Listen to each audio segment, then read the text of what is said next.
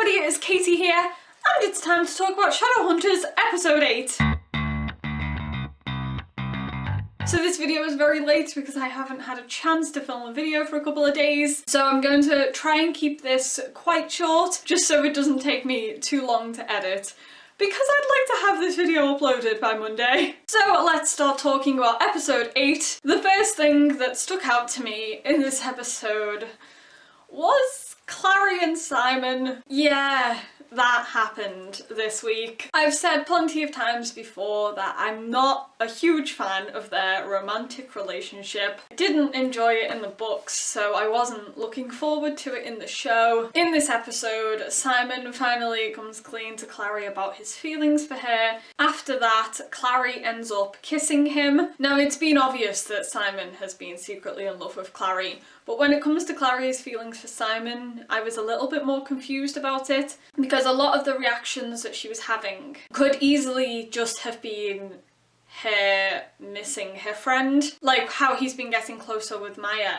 Her reaction could have been romantic jealousy, or it literally could have just been her feeling jealous that her friend has somebody else in his life. There wasn't that many hints to Clary feeling romantically about Simon. So I was quite surprised that she was the one who kissed him. I mean, they were quite sweet in this episode and they're both really lovely.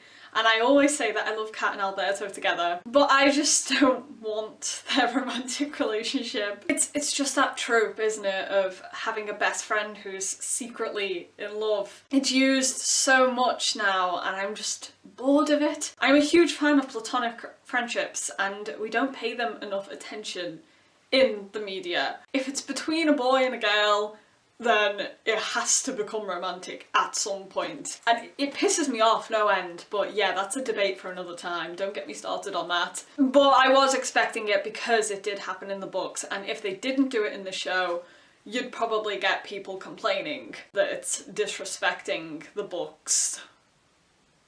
I am interested to see how it's going to change things between them, because I really adore their friendship, especially in the show. I thought they've been really great together. So I'm looking forward to seeing what it does to them, but also slightly dreading it as well. I'm also hoping that it doesn't go on for very long. So another one of the main storylines running throughout this episode is Max getting his first rune. He has passed his tests and is able to get his first rune now. So traditionally, they throw him a party. Maris brings Max back to the Institute and they have a little Lightwoods reunion. But she also tells Alec and Izzy that Robert can't come back from Idris for the ceremony. And that means that Alec is in charge of throwing Max's party. He uses this as an opportunity to try and get Magnus to be accepted by Maris. He asks Magnus to host the party for Max because parties are Magnus's area of expertise. Of course, Maris really isn't happy about that because it's Magnus. It's a warlock. There was a really great scene between Alec and Maris as well, and I think that this scene really showed how much Alec has developed as a character, because he didn't back down under Maris's confrontation. He continues to stand his ground when it comes to his relationship with Magnus. No matter how much Maris disapproves of it, it's not going to deter him. So I was really proud of the way he handled that. So the party itself looked really great. Turned out to be extremely interesting. Clary and Simon show up as a couple, and we have this slightly awkward interaction with Jace where he comes over and says that he's happy for them. He's not, but what can you do? And then from that moment, everything starts getting a little bit weird. Whilst Clary's having a conversation with Jace, she spots Simon and Maya acting rather close together, and then she follows them outside to the balcony and sees them kissing. I was very confused at this point. I couldn't believe it. I was like, Simon, what are you doing? Seriously? But then when Clary spoke to Magnus, and Magnus said that it didn't sound like Simon, that was when I knew something wasn't quite right, and obviously this wasn't legitimately happening. Turns out everybody is having hallucinations. No one is really acting like themselves. Jace and Maris meet for the first time since Maris decided that killing Jace was the best option to deal with him being off with Valentine. So there's a lot of tension between them. We have this scene on the balcony with Max when he says that Jace isn't part of their family. He says that because of Mayrus and what she's been saying, which was a really sad scene as well. I really felt sorry for Jace in that moment. He and Mayrus go off into this room and Mayrus starts throwing an axe at him. Again, this all turns out to be a hallucination. In reality, she came to apologise, but Jace saw her as trying to kill him yet again. Then one of the most heartbreaking things for me in this episode was Alec. He starts seeing Clary say that he's responsible for Jocelyn's death and that he has blood on his hands. He goes missing from the party and they end up hearing Clary shouting about Alec. So they go up to the roof and find Alec standing there, ready to jump off. And this was such a sad scene because even though he was hallucinating these things that Clary was saying, and it was these hallucinations that was driving him to do what he was doing, you can't help but wonder whether he really did have feelings like this resonating within him. So him standing on that roof whilst the others were trying to talk him down was a really dark and sad scene. I thought it was very cleverly done as well, how you could hear what Clary was actually saying as opposed to what Alec was hearing her say. It was just a very powerful scene, I think. This is when Magnus realises that a warlock is at work. Something is going on that's affecting them all. So he goes to get his book to do a counter spell and he manages to snap them all out of it. After checking all the guests in the house to make sure none of them are behind it, he realises that the cat that he lovingly embraced into his home earlier on in the episode is actually a warlock. It is that same warlock we met quite a few episodes back that tried to bring Jocelyn back to life for Clary. I knew when she said that Clary still owed her a favour that she would be back at some point in the show. This was the episode where she returned. She tries to steal Magnus's spell book from him, but Magnus ends up having a fight with her and sends her off to the Clave. First of all, I absolutely adored that we got to see more of Magnus's magic in this episode, because you forget how truly powerful he actually is. This was the first time that we really got to see him do battle with another warlock, so I really, really love those fighting scenes. Magnus was just so badass in this episode. He's my fave. Where would we be without Magnus Bane, honestly? The warlock tries to explain herself and basically says that she is only there because Valentine has Madzi. He is using Madzi to blackmail her into doing things for him. Before Magnus sends her off to the Clave, she tells Clary to find Madzi for her. After the warlock has been sent off to the Clave, they were all discussing why Valentine seems to want Clary unharmed. Clary finally opens up about the things that have been going on with her, the fact that she can create runes that no one has seen before. Magnus tells them that that is only possible because Clary has a specific connection to an angel. Jace realises that the reason Valentine wants Clary unharmed is so that she can activate the soul sword because she has pure angel blood. So I think this is going to be a really interesting storyline in the future, because that's not really something we've explored in the books, because this ability the soul sword has is something that the show has created. So I'm keen to see how that's going to play out in the future. So other storylines going on in this episode. We had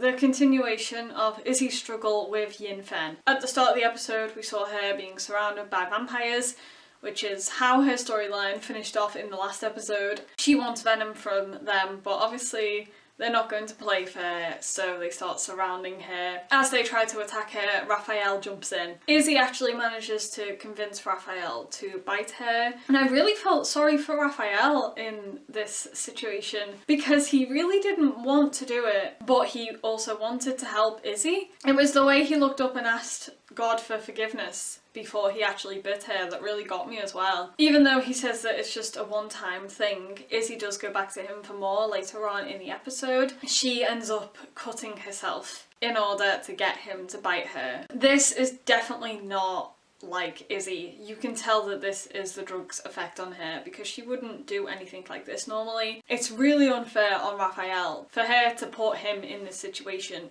I enjoyed the conversation that the two of them had after that had happened, when he talks about how Shadowhunter blood isn't going to be good for him because he's going to crave more of it if he bites her more often. He also spoke about Magnus and how he helped him when he first turned and taught him that he can still go to church. I really appreciate how they keep mentioning Raphael's religion as well, because religion is such a big part of his life, so I'm happy they don't glaze over that. I mean, I'm liking seeing these types of conversations between Izzy and Raphael, but this storyline in general is worrying me for the both of them, so I don't really know where this is going to go. The only thing I hope is that it doesn't turn romantic. I really don't want a romantic storyline between Izzy and Raphael. I mean, there's not really been any hints of it, because it's literally just been about the yin-fen. But like I said, a lot of forms of media don't seem to have male and female friendships stay platonic. So yeah, hopefully it doesn't turn flirty. Another thing I want to talk about with this episode is Malik. What I loved about them in episode 8 was how comfortable they were around each other. They looked so cute together at the party in their little suits, acting all proud of Max. I found them super adorable, but I was disappointed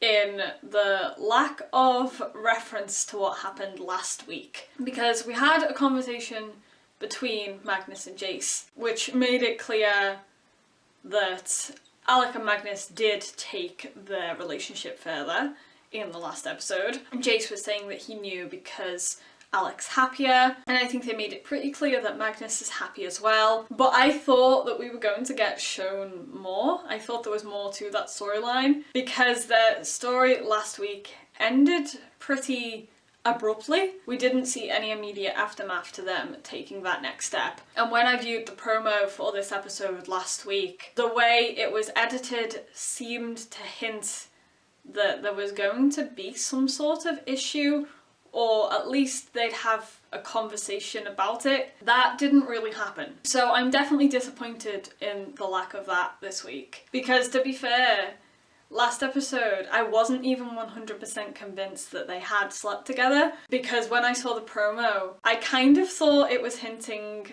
towards the fact that they'd stopped before they'd gotten there. But no, they did actually go there, and we just didn't really see any aftermath to that. But I am happy that they seem happy. They definitely seem a lot more comfortable with each other this week. Their relationship has developed. Alec wants his family to accept Magnus as his boyfriend. I really liked the little conversation he had with Max when Max first came back to the Institute, when Max starts saying that Maris obviously wasn't happy about Alec's warlock boyfriend, and then when Alec asks Max how he feels about it, he says that it doesn't bother him, he doesn't care. And whilst we're talking about Max, I liked that scene on the balcony at his party when he was asking Magnus about his warlock mark, and Magnus showed him his cat eyes. I thought that was really sweet of Magnus, because you can tell that he just wants Max to like him. So Magnus tried really hard in this episode. Max had a little bit of an attitude on him, but Maris admits herself that that's kind of her fault. And we also had Max getting his first rune at the end of the episode as well.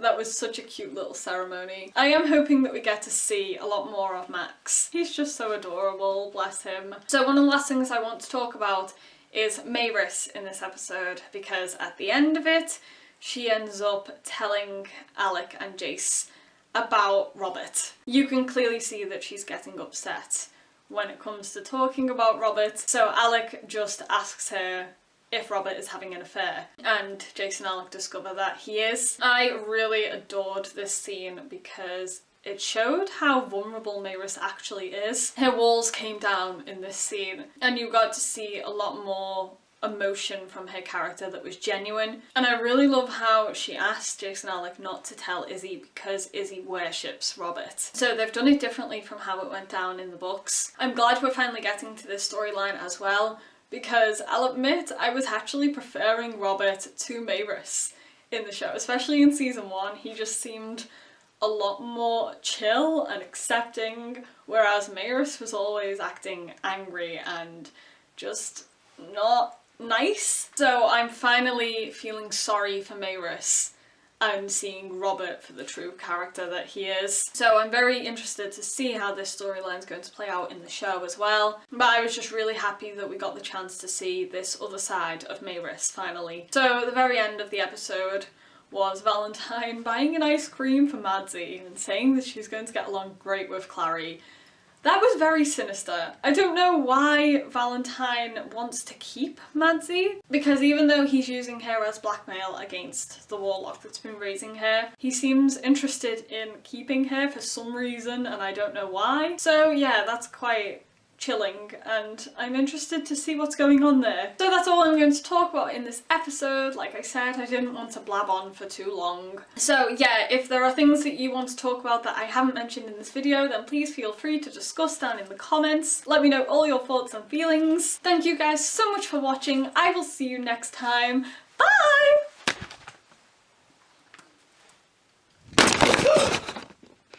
My tripod fell. Oh my god. Camera sweetheart, I'm so sorry.